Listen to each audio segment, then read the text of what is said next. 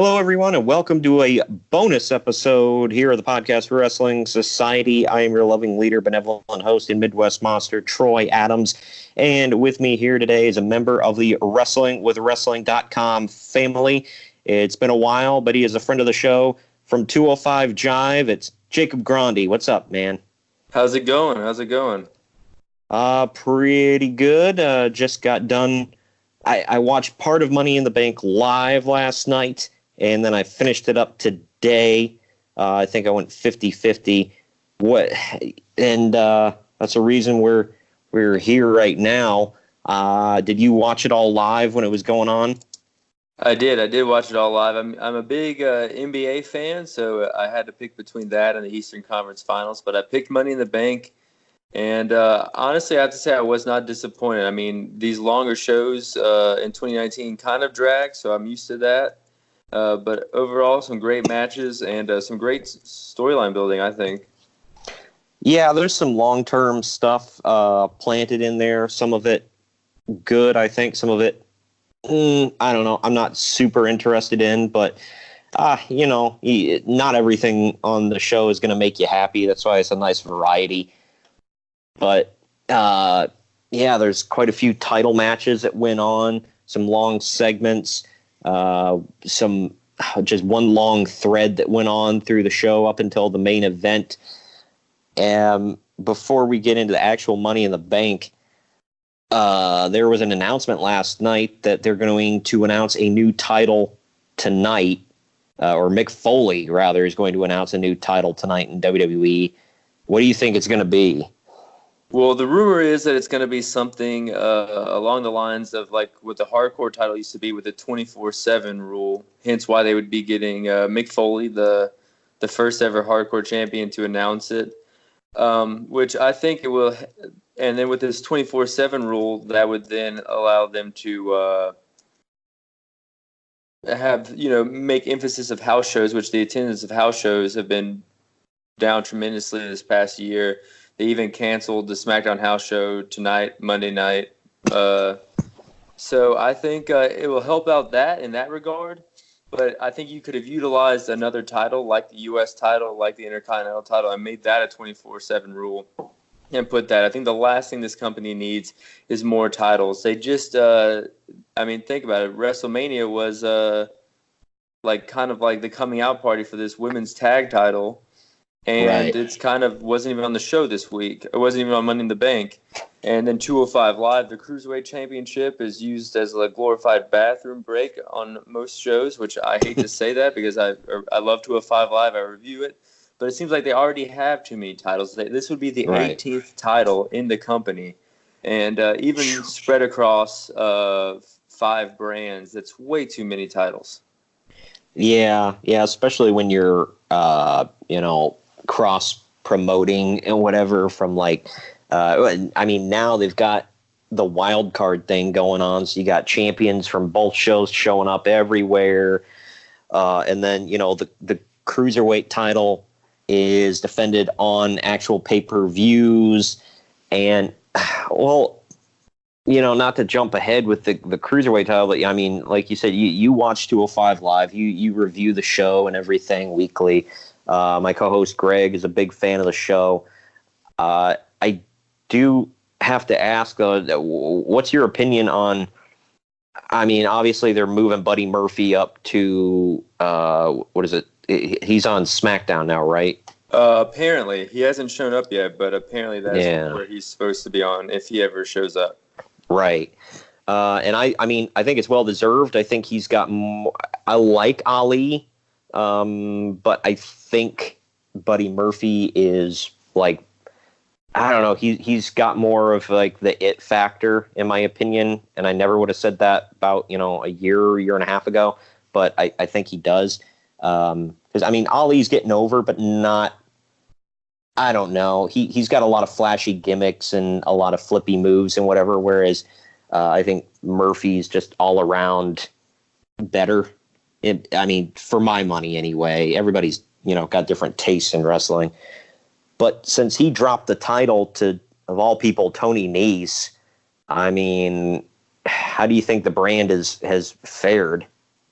Well, I think Tony Nese has done a great job with what he's been given. He was kind of out of the blue, won the tournament, and he got that hometown championship win at WrestleMania. So he's done the best with what he's been given. But I mean, think about it, like a part of the reason that great champions become great champions is because they beat people of significant value. And when you take Cedric Alexander, Buddy Murphy, and Mustafa Ali away from that brand, the top three guys of that brand in the last few months away, who is left for him to even beat? I mean, yes, you can build Davari, which hasn't lost in 2019. They've done an excellent job of trying to build him up, but there's no one for him to beat, so he's there just stuck in limbo with the title. I think they're going to have the title on him all the way to Survivor Series for this reign to mean anything.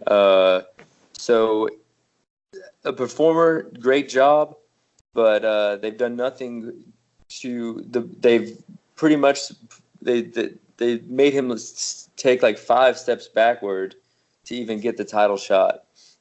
Yeah.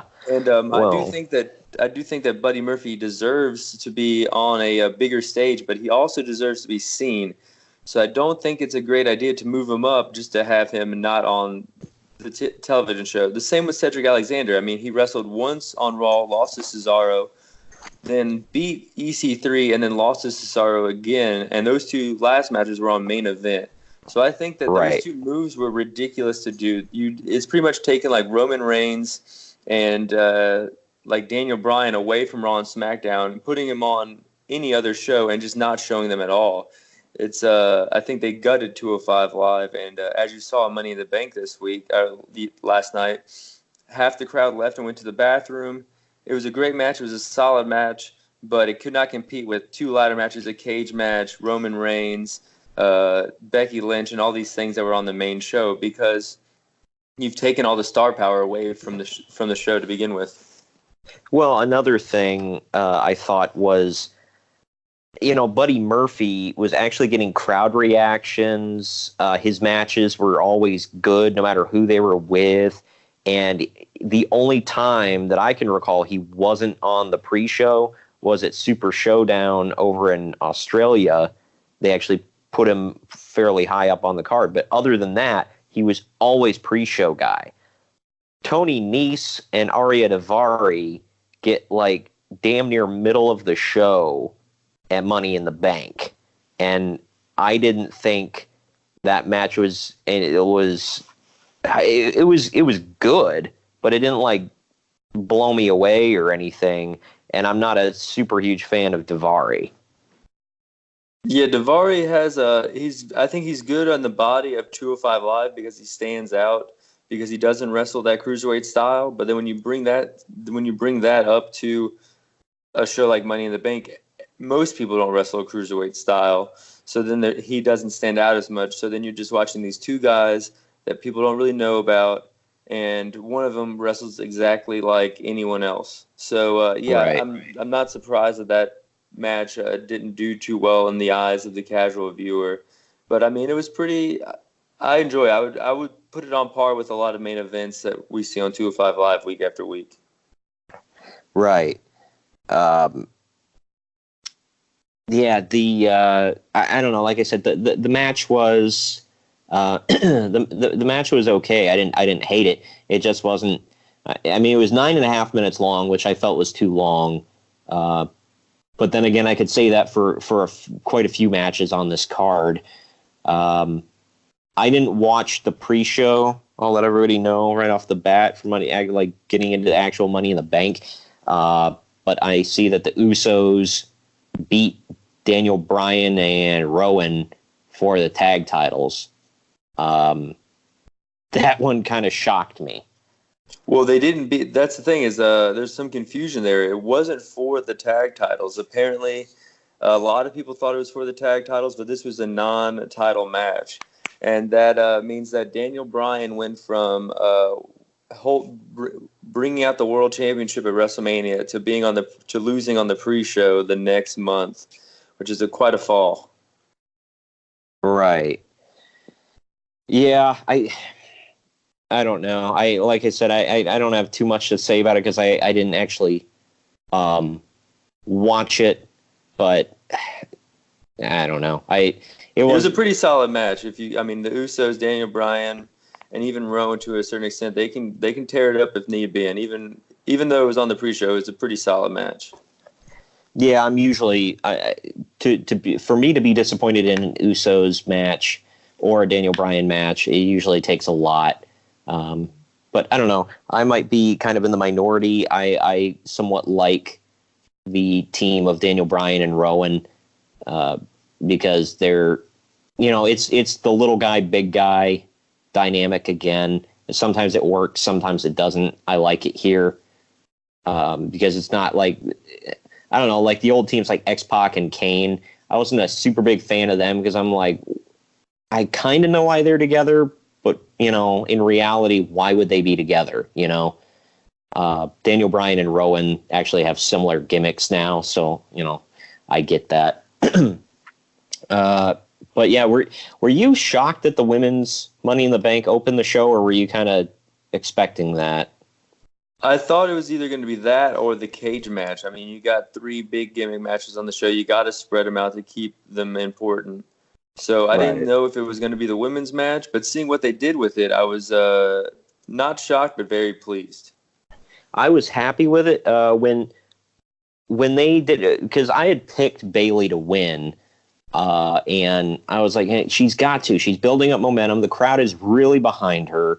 I thought this is her time. She's if she doesn't do this now, she's not dead in the water. But WWE really needs to rehab somebody, or really needs to rehab Bayley because they beat her into oblivion for so long, and now she's broke out finally, and we'll get to it later. I think she's doing great being on SmackDown again. We just kind of got to see where it goes from here. But the match I thought was really good. It was just shy of 14 minutes long. Carmella, I don't know if she actually got hurt, because it looked like she actually got hurt, but I mean, maybe that's just good on their part on the acting. But yeah, and then she went to the back, came back out, and finished the match. But if you notice, she didn't do a whole lot once she came back out. So again, I don't know if they're trying to pump up. Oh yeah, it's fake, but we're acting like she's really injured, or maybe she really is injured. I don't know. Have you heard anything? I haven't heard anything, but usually if it's that much a part of the story, and you hear the announcers bringing up, it's usually just a part of the show. And plus, like I've never heard of a case where a wrestler would leave and then come back that was legitimately hurt. If they were legitimately hurt, the WWE is too worried about being sued and things like that to let someone who is injured, who's left, come back. That is true. I didn't think about that part. The lawsuit stuff is definitely a big part of that. So I'm going to assume she's fine. But I don't know. I wasn't too upset about the fact that, Carmella didn't get in a whole lot of wrestling time in this match.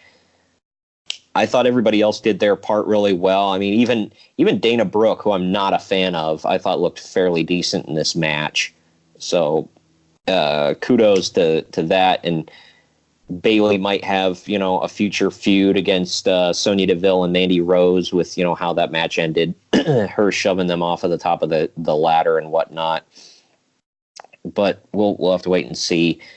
What was your opinion on the 1 minute 40-second U.S. title match up next with Rey Mysterio and Samoa Joe? I was very disappointed on this. I was telling people this was the match that I was looking forward to almost as much as the men's ladder match or even the world title match. I love both these guys. Excuse me. And then after WrestleMania being cut short because of Rey's injury, I was really looking forward to this match. But unfortunately, Rey popped Samoa Joe in the nose, apparently broke his nose. And then PW Insider reported that that's why that match was cut short, was because of all the blood coming from Samoa Joe. So wow. It's this feud can't really catch a break, can't really get going. But it only leaves me salivating for this more for some reason. I love I love Samoa Joe with the U.S. title. I love Ray with the U.S. title. Being a WCW legend with the WCW base title is just something that I mark out over. It just plays to my fandom. Really, I feel like this feud is specifically for me. I love both these guys. So maybe, hopefully, at the Super Showdown or the next pay-per-view, which happens to be on Father's Day, which ties this feud in very well together, if they can actually have a match featuring Dominic on Father's Day with Ray going over and give us the match we've all been clamoring for months. That would be cool. I'm looking to see. Yeah, I'm looking forward to seeing like what the culmination of Dominic's involvement in all this is going to be, because I assume they wouldn't keep putting him on TV if he's not going to do something physical along the way, you know. So I'm waiting to see if he's going to, if they're backdooring him in as a wrestler, or, you know, if it's just going to be a minor role, or, you know, I don't know. I do know that Dominic has been training with Lance Storm, so he does. Awesome. He has been wrestling, and you know, he had that rivalry with Eddie Guerrero and stuff. So he was literally born into this business, training with Lance Storm. I want to see if Dominic can go. I want to see if he's if he's a Randy Orton or if he's a Dale Earnhardt Jr. Man, I would have said Randy Orton or Eric Watts, but but yeah. So I don't know. I'm excited about the Dominic part of it. I don't know. I haven't gotten into Rey Mysterio since his return to WWE. I don't know what it is. I just like, and not that I dislike him or, you know, anything like that. I just haven't been like super into any of his feuds since he came back. And even this one, like the Dominic thing is the only thing that has intrigued me. And at the ending of that match last night, I just thought was such a bummer. It looked like it was a botched spot. And I don't know. It was 1 minute 40 seconds. It was, when you have two matches in two pay-per-views that equal out to like 3 minutes or 3.5 minutes, I don't know. And I understand that, you know, why, you know, Ray was injured. Now Joe got his nose broken. It's just a weird thing. Yeah, I think circumstances are leading to the win being taken out of this feud, and I understand, but it's just a shame because, like I said, like the WCW tie-in, these guys have been everything that these guys have ever done. I've loved, like with Rey Mysterio in ECW before WCW and WCW, even all the way to when he was doing those 6-mans in New Japan, like last year. I've loved, and Samoa Joe and Ring of Honor, TNA, NXT. So it's really easy for me to get hyped for these matches, and I will give these matches a second, third, fourth, and maybe probably fifth or sixth chance before I really put, lose my excitement for this feud. I have to say, this is something I'm pretty excited about, even though these matches have not lived up to the hype because of injuries and things like that. Right. Well, I wonder if that match did get cut short because of that.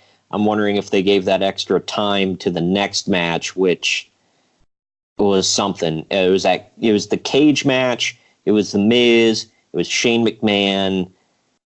Miz lost again in such, like, not to borrow a phrase from Brian Alvarez, but like he looked like a geek again.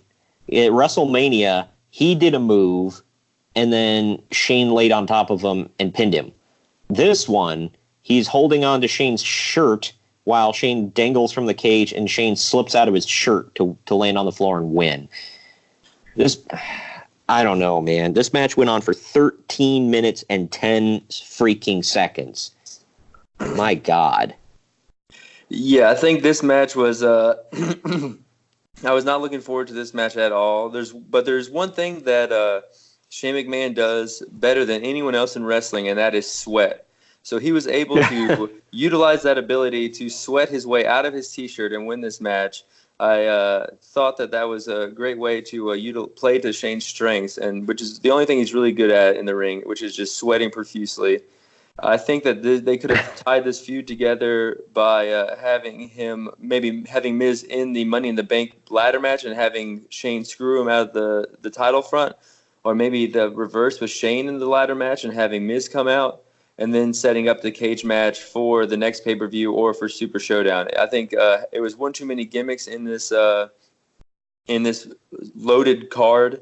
And to have a Shane match without the big Shane spot is just kind of useless.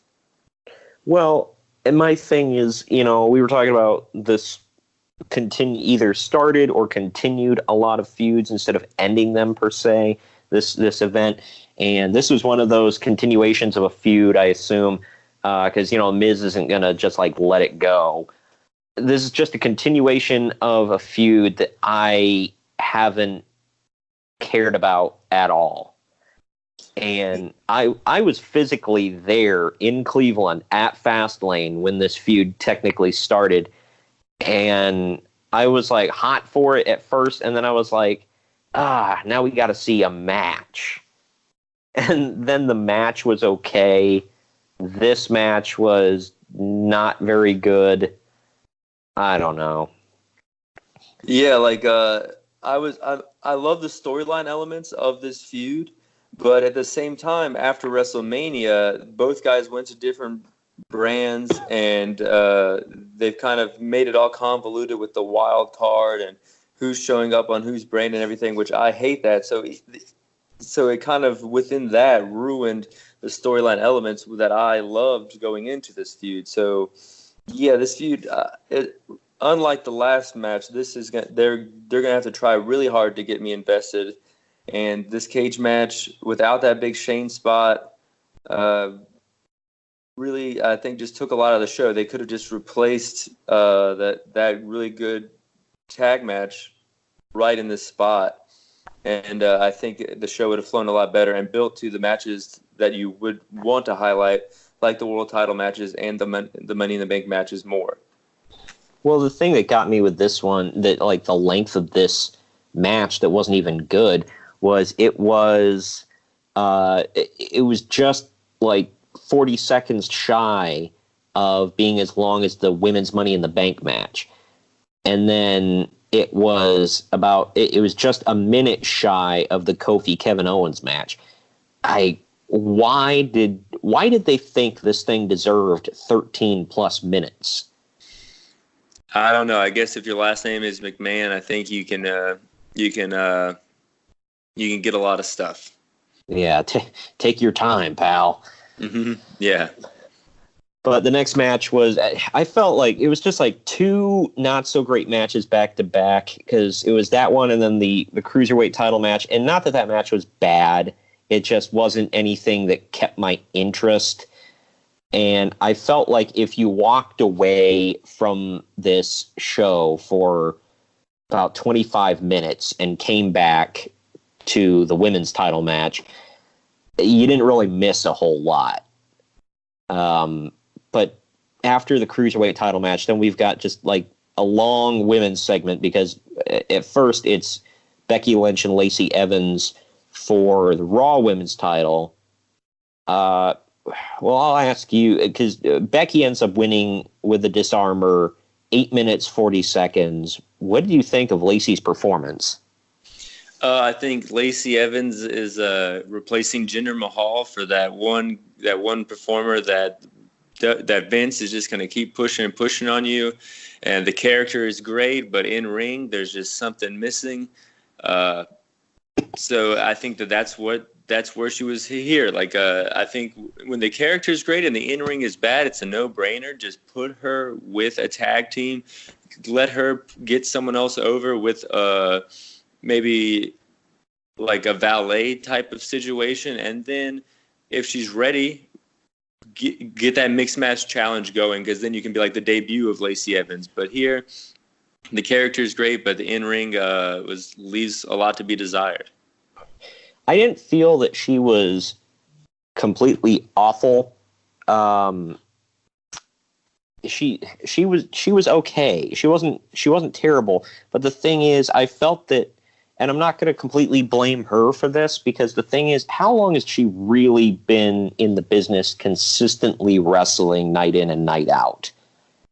It's been, what, maybe a year, something like that. And it was that problem with Braun Strowman. Everybody said, "Oh, he sucks," and it's like, well, yeah, but when he's fine now, but yeah, he might not be the greatest wrestler ever now, but he's not bad now. Well, I agree with that, but look where they used Braun. They used him very well in the beginning to set up storylines, and he didn't even go near the ring. So maybe that's what they could do with Lacey: set up storylines, maybe have her, kind of play some kind of revenge angle, and then all the matches are more like angles. And with Becky's a great wrestler, but she couldn't pull a good match out of her. Right. Well, the match was. I felt the match was acceptable, but it wasn't good. It was okay, especially with Lacey being. The thing is, she's so incredibly green, and that's why I don't fully blame her. I feel like she was put in an unfair situation by Vince, because Vince looked at her and was like, by God, she looks just like what I want, and he doesn't care if she can wrestle or not. She's got decent character work, I'll say. Decent. She's just a gimmick is all she is. And I don't know. She needed more time, because she looked god awful in the Women's Royal Rumble. Again, she was put in an unfair situation, because they're like, "Oh, you haven't been wrestling long? Well, let's throw you out there number 2 or number 1, whatever you are, and you'll have the spotlight put on you." And it doesn't make any sense. Why would you keep, Money in the Bank is one of their big 5. Why would you throw her out there in such a big title match on one of your big 5 pay-per-views, not knowing how to wrestle very well? It's dumb booking, in my opinion. And yeah, it's kind of like, I look at it like the Ric Flair Sting situation, where Sting was very green, wasn't ready for the huge spot yet, and Ric Flair made sure that he got him ready. But I don't think Lacey's working night in and night out, and I don't think she's as mature in her career as Sting was at that Clash of the Champions match. You know what I'm talking about? I know exactly what you're talking about. I love that match, the Clash of Champions match. But then when I'm sitting here thinking about it, like, you don't want Lacey to be in the ladder match, because she has a chance of hurting herself or hurting somebody else.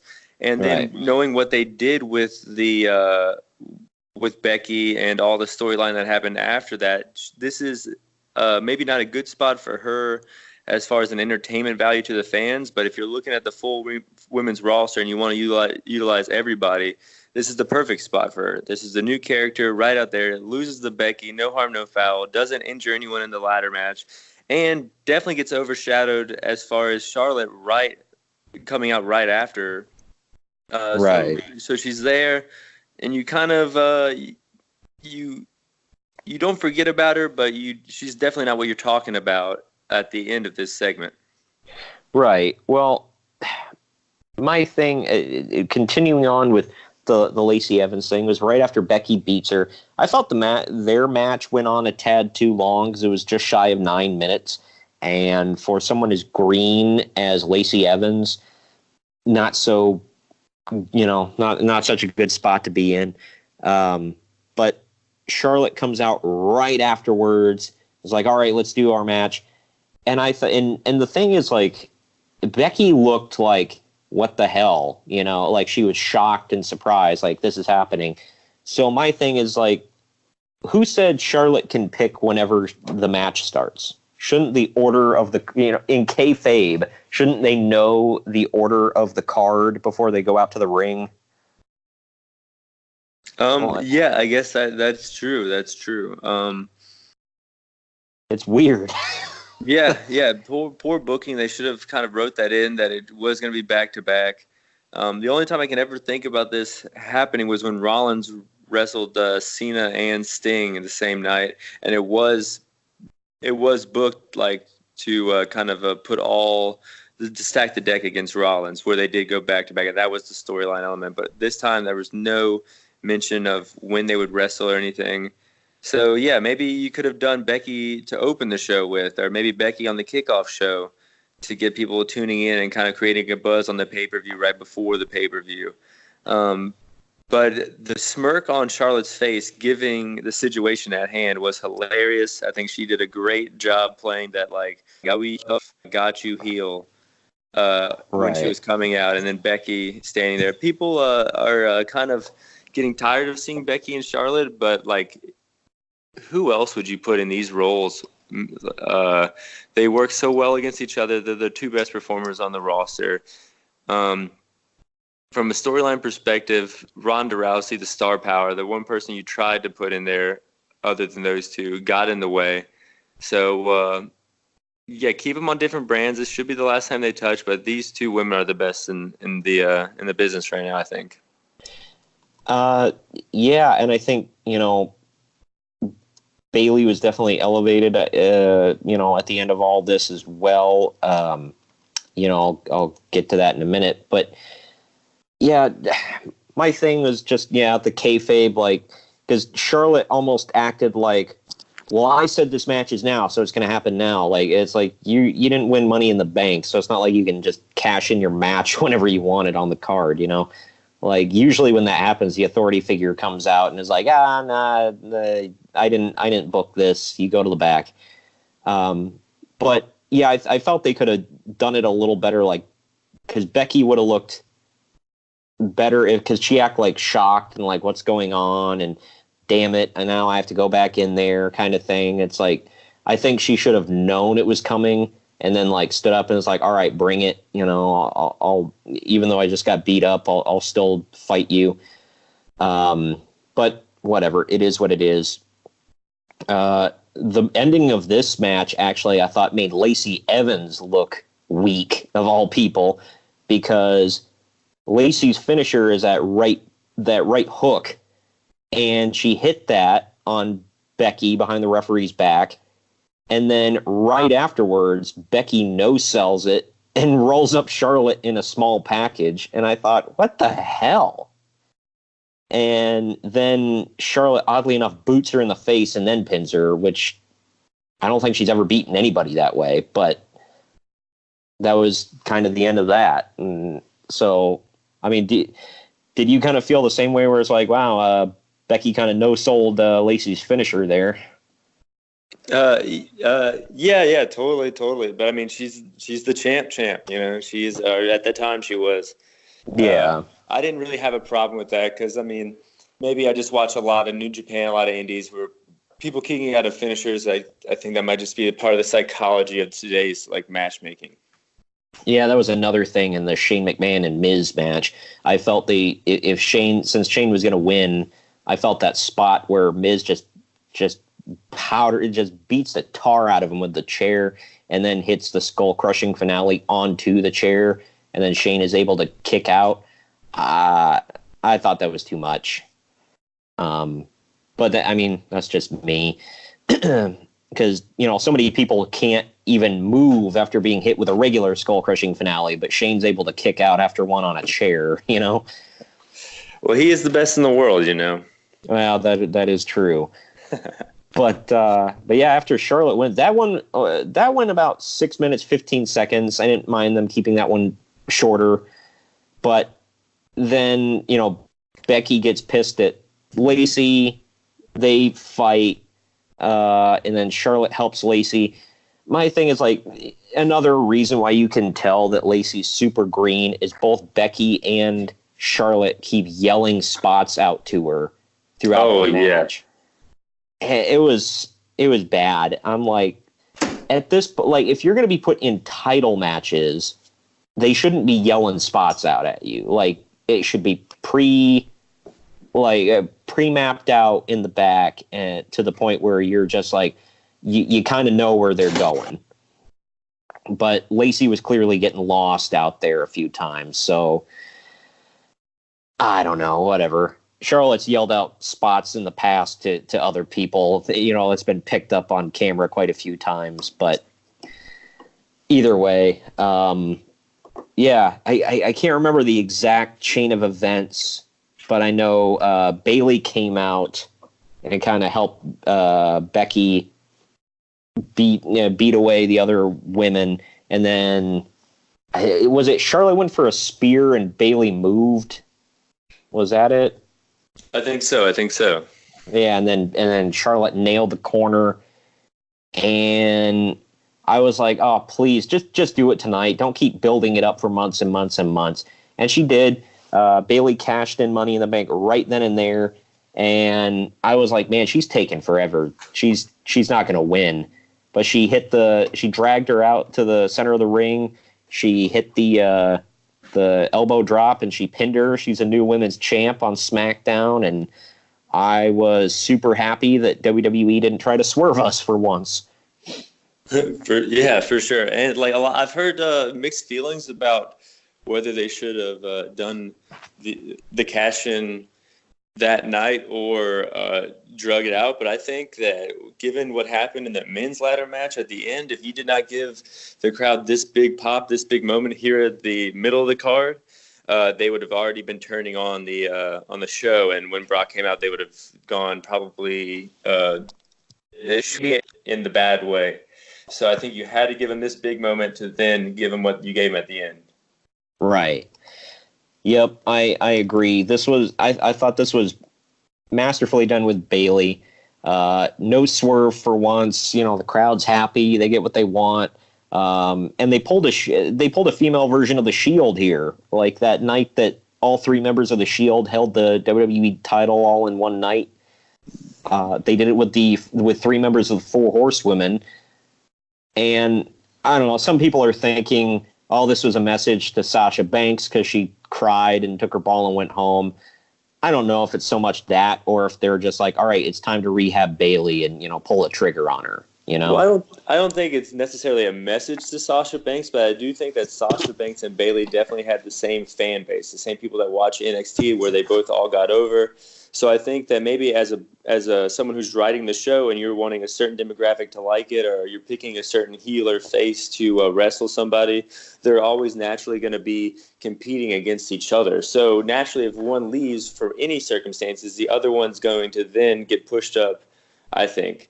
And also, people are forgetting how much Bailey was over in NXT. She was literally being considered they called it like the female Cena at the time, and people were pushing. So I think a lot of people forget how over she was in NXT, and I think you can just do that on the main roster all over again. The Izzies of the world they're turning 13, 14. You see them on social media. They're now like in Alexa Bliss and people like that. There's a whole new young group of girls out there. People forget how quickly kids age. So you can really do it again on the main roster and pick up a whole new aspire a whole new group of fourth grade to seventh grade group of girls. Right. And she's getting a little more edgy, so she can still be liked by the kids, but at the same time, you don't feel stupid for liking her as an adult, Oh, no. Yeah, for or sure. a teen. For sure. So I thought it was great. And the fact that, it kind of shows you, Sasha was like, oh, I've been so wronged and everything, and all these people crying on social media. Obviously, it's not the majority, because as soon as Bailey mentioned Sasha's name, the crowd booed hard. So it kind of shows you that's not the majority of people who feel bad and feel sorry for Sasha, I think. Oh, go ahead. I guess you're right.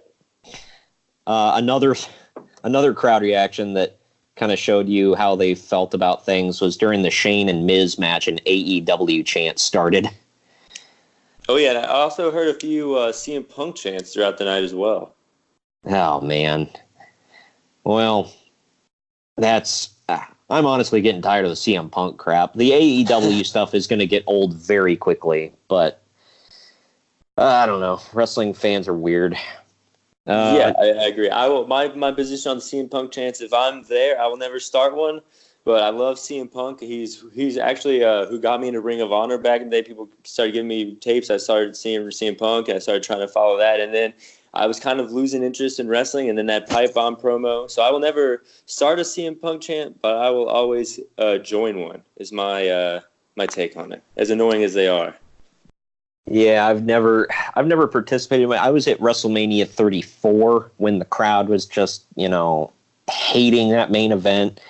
But yeah, I didn't join in with any of the silliness. I was actually I was one of the only people actually watching the match, the Roman and Brock match there. Oh, but I was there as well. I was sitting in the balcony, and I was just, I would have joined in. I was just in awe of the scene of just like sheer hell I was staring at. I was seeing the match, seeing the beach balls, seeing people react to the beach balls, seeing the police stopping the people reacting to the beach balls, and the security having to catch the beach balls. It was just an insane, I felt like I was looking at like a movable Where's Waldo in Hell piece. Yeah, it was really weird. I was lucky enough. Everybody in my row, or I won't say everybody, but most of the people in my row, oddly enough, were Roman Reigns fans. So all of us were like actually paying attention to the match. But speaking of Roman Reigns, we get Elias attacks him with a guitar in the back, does his El Kabong routine. Then he comes out, oddly enough, with an electric guitar and does his whole crapping on Connecticut thing. Then he goes to the back, and you act like, oh, well, he's done for the night. Then Roman comes out, Superman punches a crap out of him on the stage, rolls him in the ring, spears him, drive home safely. That's the end of the match. 10 seconds from bell to bell. You know what? At first I was like, what the hell is this? And then I started thinking about it. I'm like, you know what? That's fair, because I did not want to see this match. I don't know how I don't know how you feel about Roman or Elias, but I couldn't have given a crap less about this match. Yeah, I mean, I think they played to the strengths here. It's all about the Elias segment and then what reaction Roman's going to get, and you got both of those here. So I think it was good that you kept it short, because if you drug it out any longer, it would have taken my interest away. Right, and Roman didn't get booed; he got cheered. So for sure. And this has been going on a while now. So maybe if they can get it to SummerSlam, maybe people forget that they even booed him at all, or it'll become kind of passe to boo Roman, and you can actually get that one WrestleMania main event you want out of him. Right. Well, and I told, I was at Raw, I think 2 weeks ago when they were in Cincinnati, and I told my co-host Greg, I was texting with him during the show, and I said, dude, this crowd is like on fire for Roman. And he said, nah, I'm listening to it. It's mixed. And I said, well, then it's not coming across on TV, because I'm like, I'm in the crowd, and they are just almost nothing but cheers. And they're loud for Roman. And so that should tell people at home, don't always believe what you hear on TV, because it's not always the exact reaction that's coming across. But yeah, next up, though, this match I felt was beautifully built. It went on for almost just shy of 20 minutes. Seth Rollins and AJ Styles for the Universal title. I kind of laughed, because I'm like, all the crowds get all the marks on the internet are they're both wearing AEW colors. Oh, they black and gold. They also looked like they were going to join a Suzuki Gun. Oh yeah, that's hilarious. But yeah, I could only, because I like that at WrestleMania when AJ first wore that attire, and people on the internet just going on, oh, he's signaling he's going to AEW. I'm like, you've got to be kidding me. Yeah. I definitely love the buzz that AEW keeps, but sometimes what people can get out of it is hilarious to me, hilariously incorrect. I hope Roman starts wearing his gear where he had the gold logo on the front again, so people could be like, oh, Roman's going. Or like Lacey Evans comes out in black and gold on Raw tonight. Yes, that would be awesome. Just like random ones. It's like, I'm sorry, they don't own those colors. For sure. Like I'm trying to think of some more we could see. I mean, No Way Jose pops out some black and gold. We'll see what. Oh, hell yeah. That would be the best. They're like, oh, they've been misusing No Way Jose. He's going to AEW. But I mean, I think I saw Byron Saxton wear like black and gold a few weeks ago too. I don't know. Maybe he's jumping over. Oh man, hell yeah, he's replacing Excalibur or whatever the hell his name is. But yeah, man, this Universal title match I thought was probably the best match of the night, and I didn't think it was much of a surprise that it was. Oh yeah, it was amazing. I think like I even want to go back and watch it. Like I was actually listening to Matt Morgan's reaction to it late last night, just trying to find some content to listen to. And Matt Morgan was talking about how a lot of the stuff that he was catching, being a former wrestler and wrestling with AJ Styles, was stuff that the crowd wasn't even catching. So even as good as it was, like it's worth going back and watching. And then I get on social media today, and people are like watching it again. So even though I think this was the best match of the show, I do want to go back and watch this match again. I think there's like it holds up there with match of the year for sure. Yeah, I'm gonna have to go back and watch it again too, because I was watching it while I'm doing my morning routine and getting ready and everything this morning. So I was a little distracted, but I could still tell it was a great match. Both these guys always deliver. They set up for everything great. I thought the move of the match was the reversal of the stomp into the Styles Clash, which we haven't seen AJ pull out in a while. I just thought all of it was beautifully built, and for 20 minutes or just shy of 20 minutes, I didn't think there was a dull moment. Yeah, so it was definitely match of the night for sure. And yeah, like a lot of fans complaining about the booking and everything is like, you got this amazing match on this pay-per-view. Like, what are you that mad about? Yeah, it was great, and they had the three of the best matches of the night. I thought closed the show, and they should have. I mean, they could have ended the show right there, and I would have thought, okay, that's the main event, boom. But they had two other great matches after that. So I thought it was well built. Are you talking about the Lars Sullivan Lucha House Party match? God. I was about to mention that one. The lack of self-awareness that WWE has, or maybe this was on purpose as just like a middle finger to people by WWE, I don't know. But they just fined Lars Sullivan and sent him to sensitivity training for messed up comments, some of which, or a lot of which, were racist comments online. And his first time we see him after that, he's coming out and destroying 3 Mexican wrestlers. Yeah, I mean, I can't help but notice that as well. But I also noticed him bleeding from the top of the head, a very unusual place for someone to bleed in a wrestling match. And I did see Kalisto get a few shots in. So I was wondering, maybe those were some receipts handed to Lars. That's what I'm more interested maybe more than anything in this match. As far as a 205 Live fan, I think they could have sent out some local jobbers to do that. They didn't have to ruin the most popular tag team in 205 Live's history by just having them get destroyed like this, much like you do every week on Raw. But they're on the main event this week versus the Singh brothers, I think. So I just think this was a bad timing to use these guys specifically, and also even more tone deaf to the situation. Right. It's just, well, that's why I'm wondering, because I'm thinking, are they really that tone deaf, or is Vince just saying, F all of you, I'll do what I want? Because he has been known to do that. Yeah. Who knows the reasoning? Yeah, he is pretty stubborn, but I think especially with Braun being so good at this exact same role and having, people like the War Raider Machine experience, just some guys who are just big and are likable and better than Lars on the roster now. I think Lars was dead in the water before these comments, and now I'm a lot less likely to give him a chance because of these comments. Well, I do have to make one correction. It is the Viking War Raider Machine Experience 2000.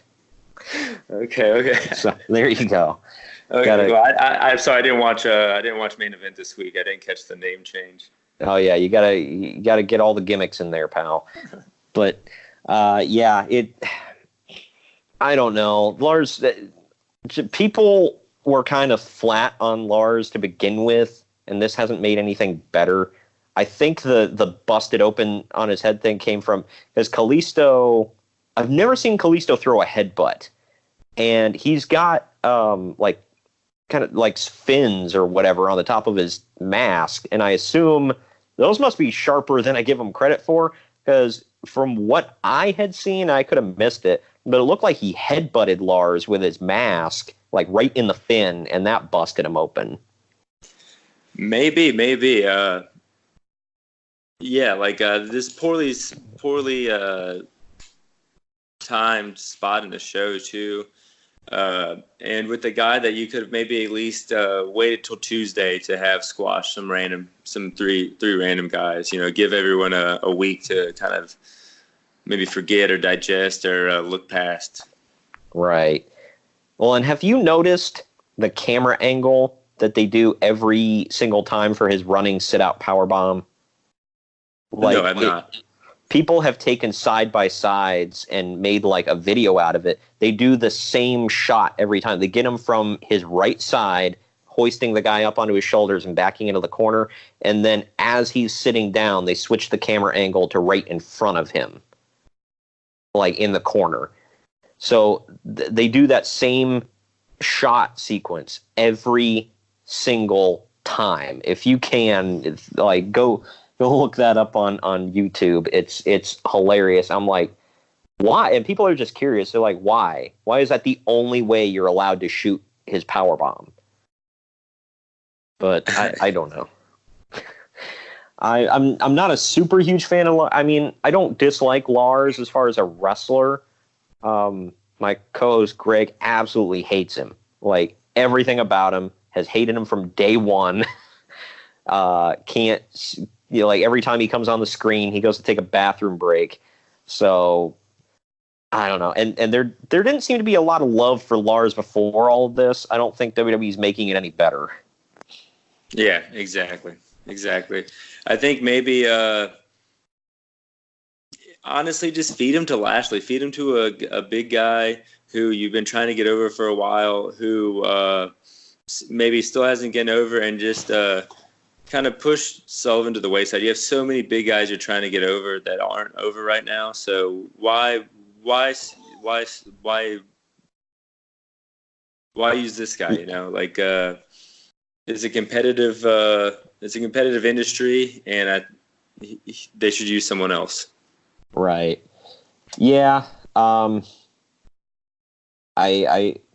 get it, and especially at this time, I think it's kind of tone deaf and kind of stupid to do what they're doing. But Vince clearly sees more in him and wants, he wants what he wants. He's done this since the dawn of time with, pick a name. There you go. But right after that, we get Kofi Kingston and Kevin Owens went 14 minutes, 10 seconds for the WWE title. Kofi won, and while this didn't get the time of the match before it, again, there wasn't a dull moment. I thought it was beautifully paced. There were big moments, good moments. I thought this was a damn good match, and the only reason I think that it wasn't like match of the night was because of what we saw right before it. Yeah, totally. Like, maybe if you're nitpicking the way they set it up, if you flip these two matches, that'd probably be pretty good. But yeah, I think Kofi is just over as a champion, and you need to get him a few victories, just so the crowd can go nuts and kind of have him get kind of that personality of a champion. So I think this was just kind of building that.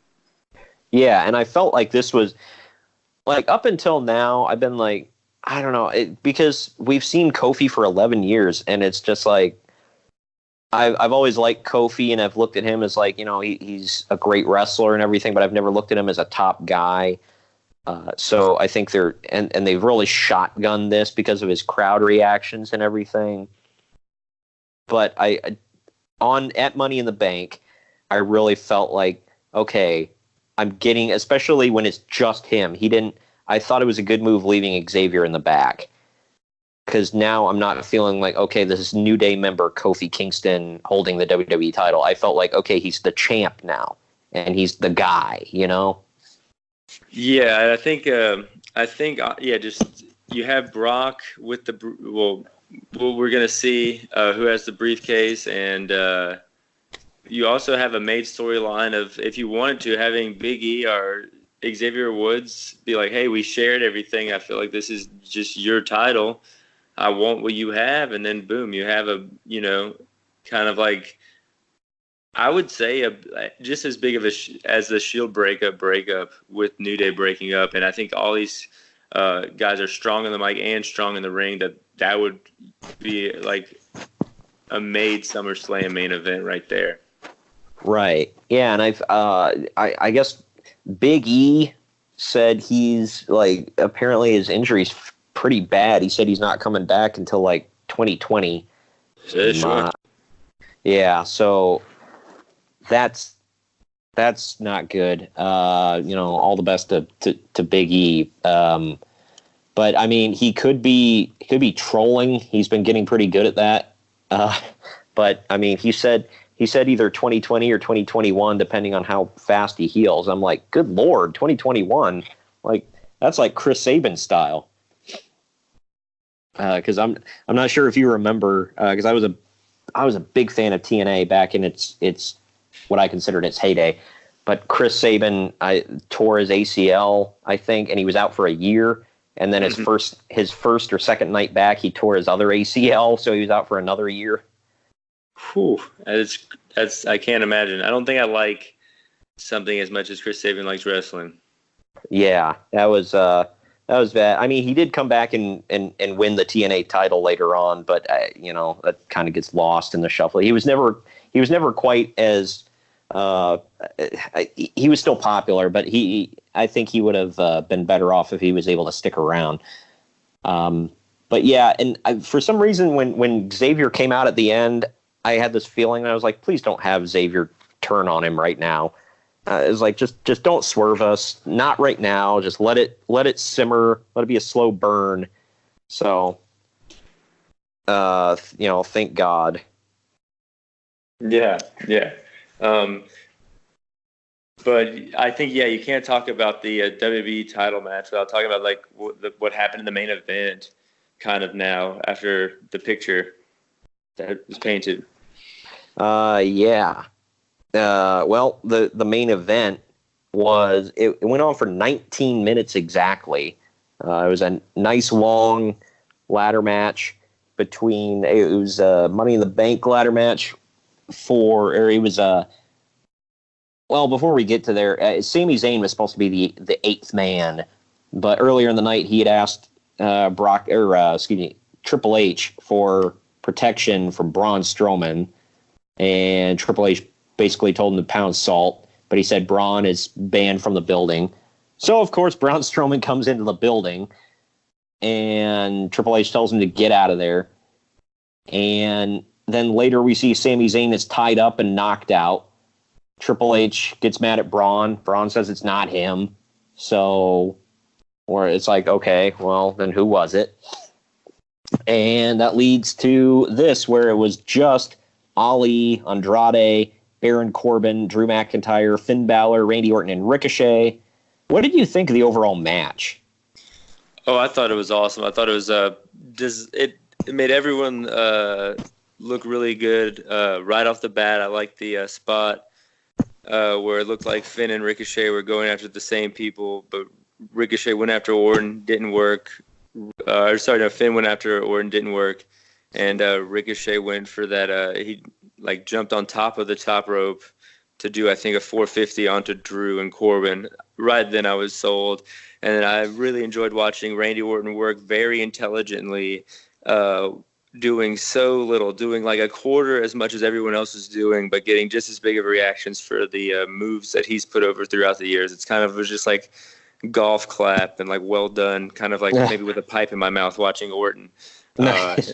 Finn was really impressive. Just the amount of stuff that he was willing to do in this big match.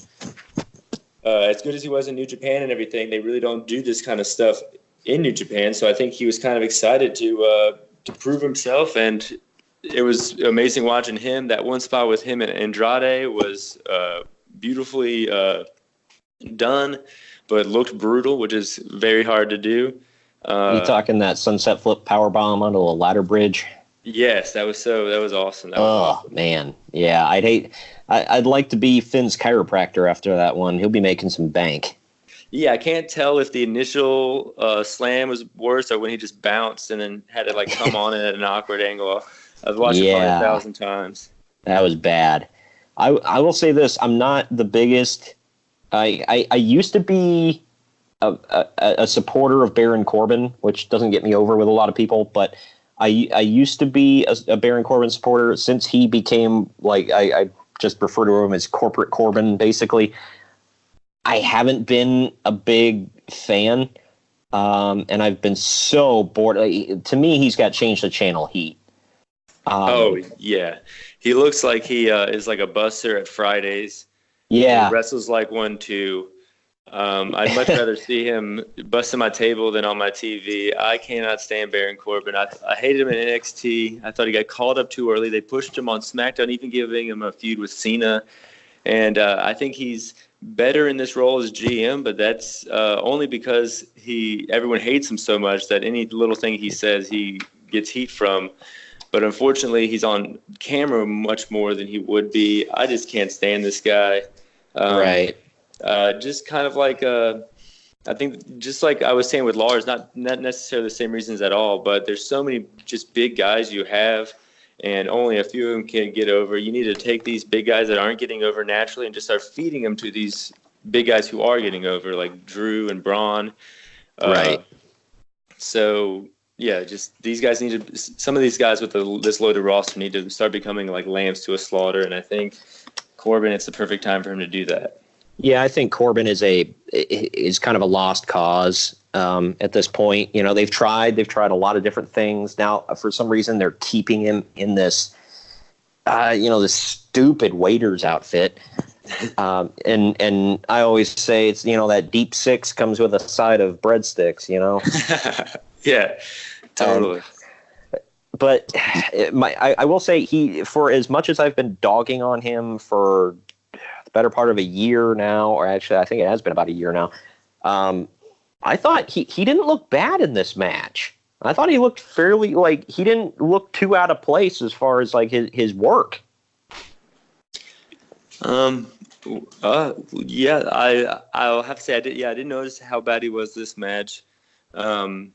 But there were ladders and there were people very good wrestling all around him. So I would have to give it to him. He didn't stand out in the bad way. My favorite spot he did, I think it was the only, he was a part of a couple spots, but my favorite thing that he did in the whole match was, I want to say it was Ali that came through the ropes and he caught him and nailed a deep six on him on the outside. I think so, yeah. Yeah, that was pretty cool because I was like, holy crap! He caught him and just perfect deep six right on the outside. I'm like, okay, cool, whatever. And that one where he's holding the ladder on his chest and Finn just leg sweeps him and then does his double stomp on the ladder and sandwiches him. That was pretty cool. But yeah, and Ricochet, I felt that as far as ladder matches go, Ricochet, I thought did more crazy stuff in his NXT debut. Well, it wasn't his debut, I don't think, or was it that ladder match for the North American title? I don't think it was his debut, but it was definitely his coming out party as far as the WB audience seeing him for the first time, I would say. Yeah, and that was TakeOver New Orleans. The only reason I remember because I was physically there. And me and Greg were just like losing our crap over just every little thing that he did in that match. It was fan-freaking-tastic. And him and Ali and Andrade and Finn, I was like, man, they're going to go just ape crap crazy. And they did. So that was cool. I thought the whole match was great. Drew McIntyre, I actually expected him to win. I thought it would be perfect. He's a nasty heel. He would do great with the briefcase or the contract, pal. Damn it. But unfortunately, it wasn't his time. But the end of the match just wasn't. Nobody could have called it. It was weird. Ali, of all freaking people, was up at the top of the ladder, and Brock Lesnar's music hit. And the first words out of my mouth were, damn it, because I knew it was going to happen. And I thought, he can't just enter himself into this match. So he comes out, and I forgot that Sammy was the eighth man, and he wasn't in the match. And they said, Brock's taking his spot. And I went, oh, my God, you've got to be kidding me. But if you remember at the beginning of the show, Braun said that wasn't him. And then Triple H kind of like blew it off, like as if he was just lying to him and just saying, of course you say it's not you. But then it, like, I don't know. I thought it was kind of well done to like have like this kind of this setup. And then also, I might be in the minority, but I still love Brock Lesnar. Like, I feel like if wrestling was real, the world champion would be Brock Lesnar. Like, not only because of his skill set, but because of the arrogance. You would definitely know who his management is. It just is set up to be just like this completely legitimate character, and he sells it like no other person can do. Like, every time he comes out, something that's not supposed to happen happens. Like, he walked to the ring, he shoved a ladder on two cameramen, and then somehow Mustafa Ali was bleeding. Like, so it's noteworthy that this goes down every time. I can't help but be captivated by it. And Brock Lesnar's a giant deal when he comes out on Raw or SmackDown. And then now that he has the briefcase, Heyman, these promos are going to be fucking fire. And they're also going to be promos on the world champion, whoever it may be at the time, because that's the one that Brock is going to be going after and could cash in at any time. So these pops at the end of SmackDown going into Fox on the Fallen Fox, and hopefully probably build some ratings after these playoffs get done with Brock coming out with this briefcase. People, if you just know that and know Brock could win the world title that night, you're going to stop the channel. You're going to stop surfing if you know anything about what's been going on in WWE the last 10 years. Yeah, I know he's got the mainstream exposure or whatnot. My only thing is I really hope they don't give him the WWE title back, especially, so soon, because he's always the champion. I would like to see, I don't think, I don't know, but I don't think they're going to have Kofi Kingston as the WWE champion going into the Fox deal. I don't think so. And it's a long way out, but it's, we'll have to wait and see.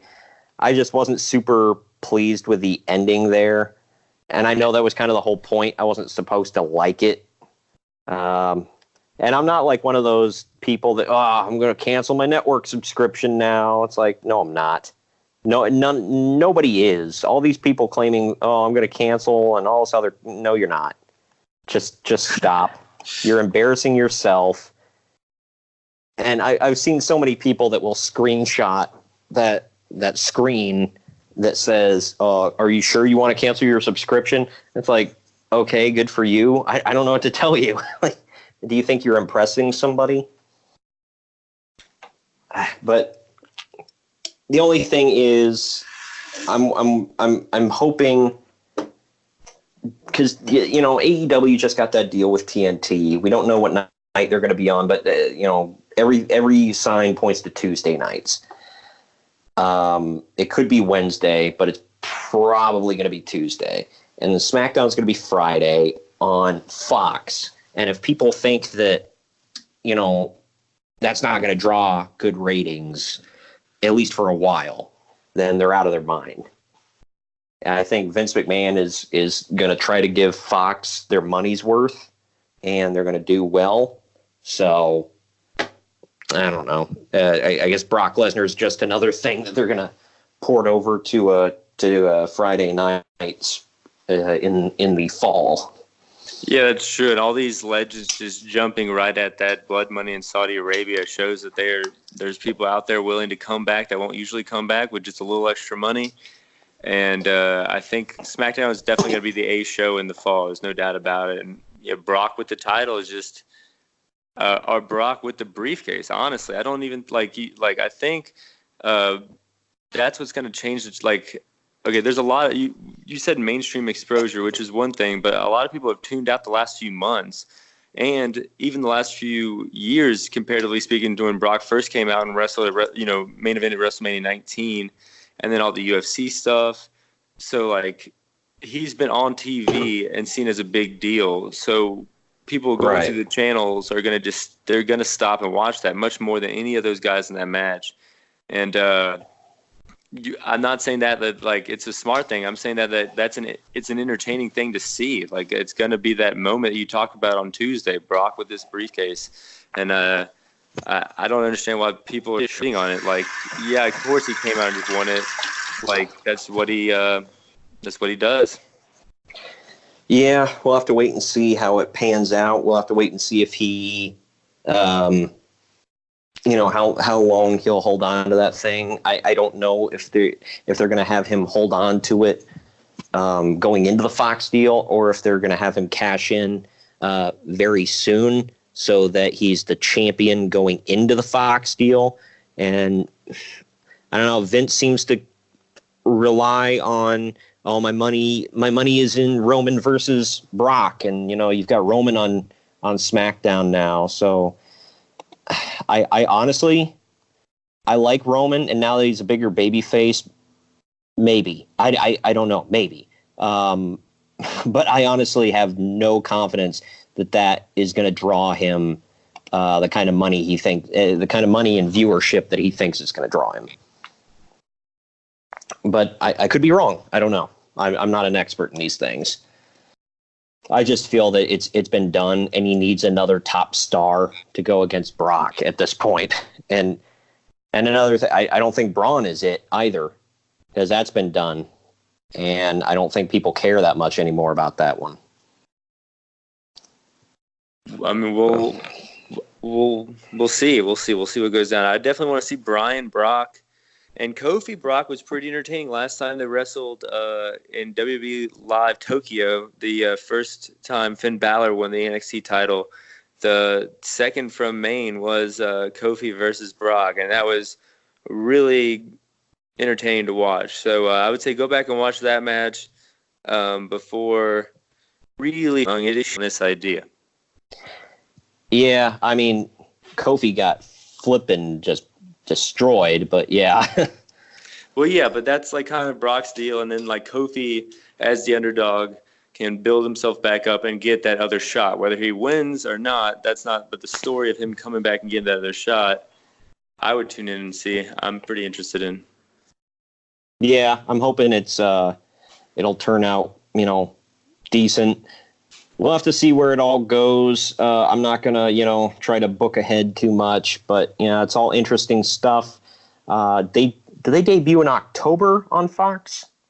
I think so. And then right around that same time, AEW on TNT, which is going to take that Tuesday position, which I think is a better wrestling night. So it's going to be pretty interesting to watch how SmackDown does to AEW. This is, I think Raw is always going to be Raw, but seeing these two new kind of, new time slots and everything shows, see what happens is going to be pretty interesting.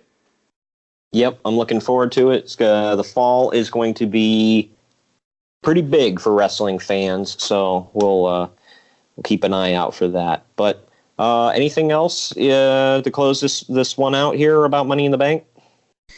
No, I enjoyed it. I enjoyed the show. Yeah, so did I. Love talking, current product. Sometimes me and Greg usually do retrospects on various people, topics, whatever on our show. or on the usual podcast. Tell everybody where they can find your show. If you go to wrestlingwithwrestling.com, it's also on Wrestling with Wrestling, the YouTube. So just Google 205 Jive. It should come up. Last week we did a career retrospective on Silver King, the WCW Cruiserweight legend. And then this week we're going to be talking Money in the Bank. We're going to be talking Leo Rush. We're going to be talking Pac, whether he's going to be at Double or Nothing or not. So, and then also, of course, a full rundown of 205 Live as well, which features Lucha House Party versus the Singh Brothers, a tag match that I'm pretty excited about. So yeah, and also hit me up on Instagram, Twitter, or SoundCloud at JG Pro Wrestling. Awesome, man. Well, thank you for joining me. Hopefully, we can get you on sometime soon. Sooner than a year from now. Sounds good. Sounds good. Yeah. And for all of you out there, this is our bonus show going up on the YouTube. Tune in to Podcast Wrestling Society on DramaCityProductions.com/PWS. This week, it's all about the NWO in WWE. We also talk Silver King, now that he's unfortunately passed away. We talk him at the beginning of the show. And then, like I said, the subject at hand this week is NWO in WWE and what they did wrong, what they did right, et cetera, et cetera.